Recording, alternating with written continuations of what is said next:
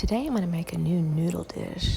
I got turned on to these Korean sweet potato noodles that are so incredibly amazing. They have a really great texture. Here's how we do it. This is the sweet potato cellophane noodles. I love these. They're easy to prepare. All you got to do is just put them in some hot water and let them break down so that they become pliable. And you can see they're not real long, which makes them a nice length. You don't have to break them in half or anything. And I'm just going to boil some water and then let them sit into the hot water until I'm ready to use them.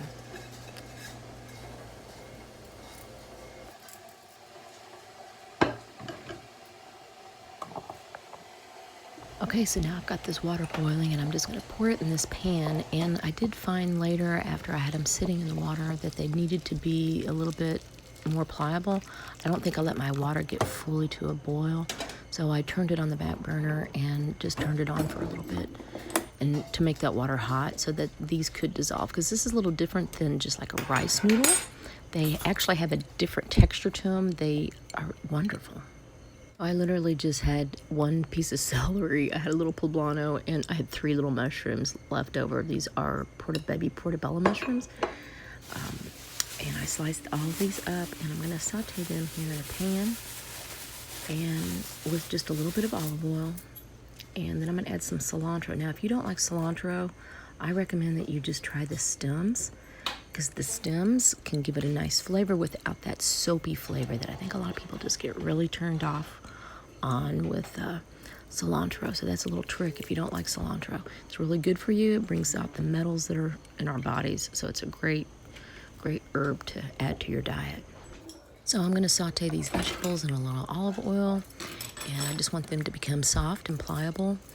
Let the poblano soften up a little bit because it has a hard texture just like the celery. And then the more that the mushrooms cook, they take on more of an umami flavor, which gives you a nice flavor profile naturally.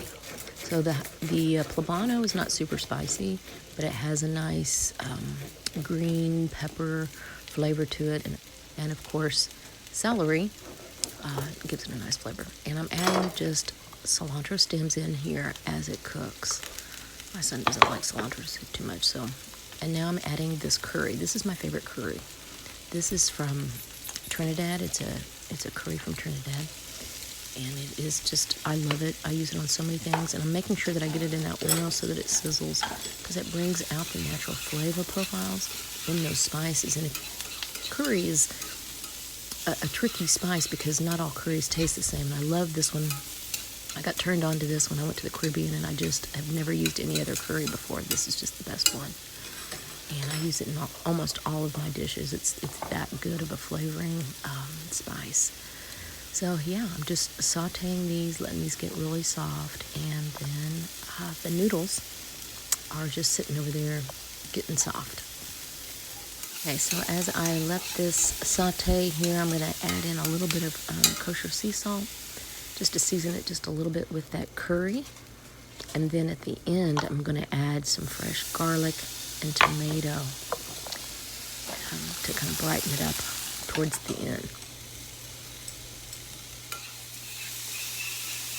Now with these tomatoes, I don't want to cook them too much. I just want them to break down just a little bit and release some of their juices. And that garlic I don't want to cook too much, because I love the freshness of fresh garlic. It really gives it more of a punch towards the end. So I'm kind of just letting this sit here, finishing these noodles up, and then I'm going to combine everything. You can see here I'm throwing in just 1 clove of garlic that's been chopped, and I'm just giving it a nice stir, and I'm literally taking off the heat right now. And then I'll combine everything together. Okay, so now I want you to check out this little noodle. You want it to be pliable like a spaghetti noodle. It's going to have a different texture than rice noodles. It's going to have a little bit more of a bite to it, which is nice, actually. You'll know. So now I'm just scooping out these sweet potato noodles, making sure I get off most of the liquid, and I'm just going to throw them here in my pan. It doesn't matter if it has just a little bit of water in it. It will just, be nice, because there's not really a whole lot of liquid sauce or anything in here.